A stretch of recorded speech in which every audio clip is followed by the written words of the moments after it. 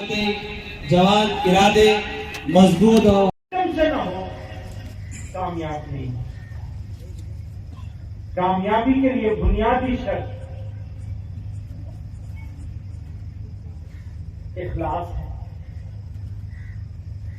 یعنی مقصد سامنے ہونا چاہیے. اگر کوئی آدمی اپنی مسجد میں جا کر, جامع مسجد میں جا کر یا کہیں بڑی سے بڑی جگہ جا کر نماز جماعت سے نماز بھی پڑھ رہا ہو اور نیت ٹھیک نہ ہو, دکھانے کے لیے کر رہا ہو, تو نماز قبول ہوگی؟ اچھا, قبول نہ ہو تب بھی ٹوٹا نہیں ہے,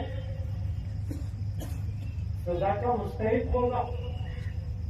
یعنی الٹے گلے پڑ جائے گا معاملہ کہ بھائی دکھاوا تو تم نماز کا کر رہے تھے, پڑھ تو رہے تھے نماز, لیکن اللہ میاں کے لیے کسی اور کے لیے کر رہے تھے.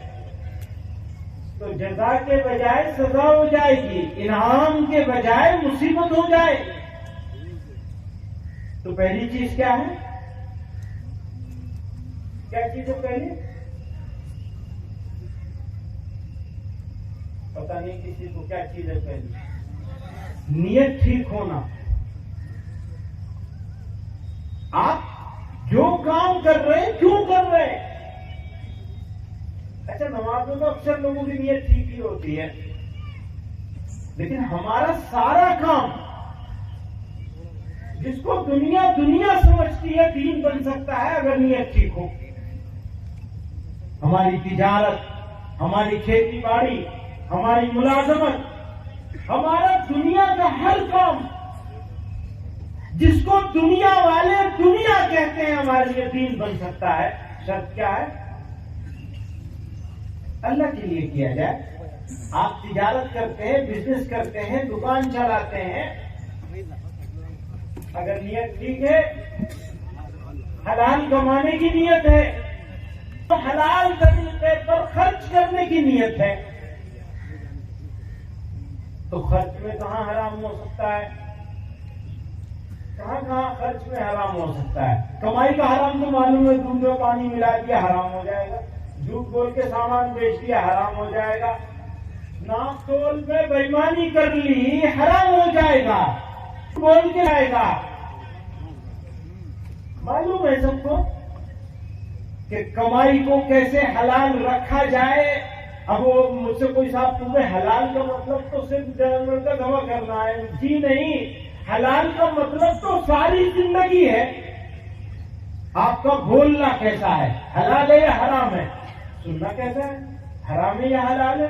سوچنا کیسا ہے, حرام ہے یا حلال ہے؟ چلنا کیسا ہے, حرام ہے یا حلال ہے؟ دیکھنا کیسا ہے, حرام ہے یا حلال ہے؟ سننا کیسا ہے, حرام ہے یا حلال ہے؟ کھانا کیسا ہے, حرام ہے یا حلال ہے نا؟ ساری زندگی کا ہر کام یا حلال ہوگا یا حرام ہوگا. تو کمائی کا حرام ہونا حلال ہونا لوگوں کو معلوم ہے, لیکن خرچے کا حلال ہونا اور حرام ہونا لوگوں کو عام طور پہ نہیں معلوم. جی نہیں, آپ کے پاس امانت ہے, آپ کی جان آپ کے پاس امانت ہے. آپ کی جان آپ کے پاس امانت ہے. آپ کا پیسہ, آپ کی جائیداد, آپ کا کاروبار, آپ کا بزنس آپ کے پاس امانت ہے. آپ اس کی حفاظت کریں گے یا اس کو برباد کریں گے؟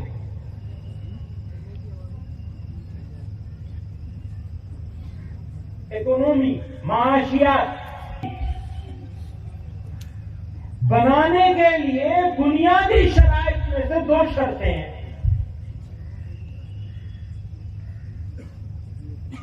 اپنی اقتصادیات کو, اپنی اکنومی کو بہتر بنانے کے لیے محنت کرنا اور خرچ کرنے کو سنبھال کر کرنا. اسی لیے کہا جا رہا ہے کہ خرچ کہاں کرو گے، یہ تمہارا فیصلہ نہیں ہوگا، یہ ہمارا فیصلہ ہوگا، یعنی اللہ اور اس کے رسول صلی اللہ علیہ وسلم کا فیصلہ ہوگا کہاں کرو گے اور کیسے کرو گے۔ مالک نہیں ہو نا تم، تمہارے پاس امانت ہے یہ مال دولت، جو کچھ بھی ہے، تھوڑی ہو یا زیادہ ہو۔ یہ ایک بنیادی چیز ہے جس کو مسلمانوں کو سمجھنا ہوگا۔ اگر اس کو سمجھ لیں گے تو مکان کیسا بنے گا، ایک پیرامیٹر کے اندر کیا جائے گا، ایک حد کے اندر کیا جائے گا۔ شادی کیسے ہوگی، اس کا فیصلہ دوسرے کو دیکھ کے نہیں کیا جائے گا، بلکہ اپنی ضرورت کے حساب سے کیا جائے گا، بے ضرورت کرنے سے احتراز کیا جائے گا۔ پر مسلمان ایسا کر رہے ہیں، فیصلہ ہمیں اور آپ کو خود ہی معلوم ہے ہم کیسا کر رہے ہیں۔ جب ہم اصلاح معاشرے کی بات کرتے ہیں، یعنی سماج کے سدھارنے کی بات کرتے ہیں، سوسائٹی کو بہتر بنانے کی بات کرتے ہیں، تو ہم یہ بات صرف اس لیے نہیں کرتے کہ آپ کو ایک اللہ اور اس کے رسول صلی اللہ علیہ وسلم کا صرف حکم بتا رہے ہوتے ہیں، بلکہ اس لیے کرتے ہیں کہ آپ کی دنیا کو بھی بنانے کی فکر کر رہے ہوتے ہیں، جس کی فکر اللہ اور اس کے رسول صلی اللہ علیہ وسلم نے کی۔ اس بات کو میں یہاں ختم کر دیتا ہوں۔